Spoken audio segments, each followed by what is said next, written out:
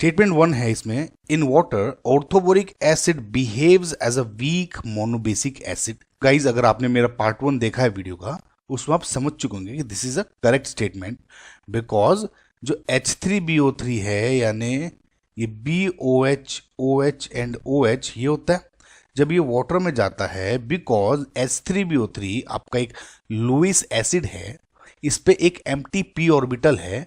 ये आपको अगर समझना है गाइस तो पार्ट 1 देखें इसका।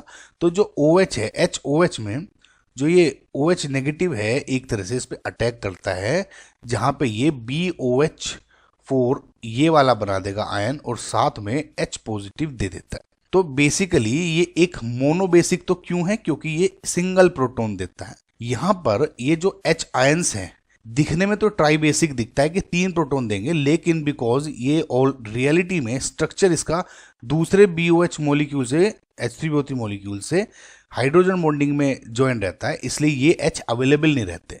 समझ है? यानी जब इसको पानी में डालते हैं, जो वाटर का H है पानी में घोलते ही जो आपका सॉल्यूशन बनेगा वो एसिडिक हो जाता है इस H आयन बनने की वजह से। अब क्योंकि सिंगल H आयन देते हैं इसलिए हम मोनोबेसिक बोलते हैं। तो ये स्टेटमेंट है आपका करेक्ट है। ज़्यादा और अच्छे एक्सप्लेनेशन लगाई उसको देखें, क्योंकि मैं रिपीटेशन का कोई फायदा नहीं है। समझ है? तो स्टेटमेंट 2 क्या होगा, in water orthoboric acid acts as a proton donor. समझ में आपको? ये भी सही है, एक तरह से इनडायरेक्टली इसने प्रोटोन को ही डोनेट कर दिया ना, right. So statement 2 is also correct, यानी ऑप्शन ए इज आपका करेक्ट आंसर।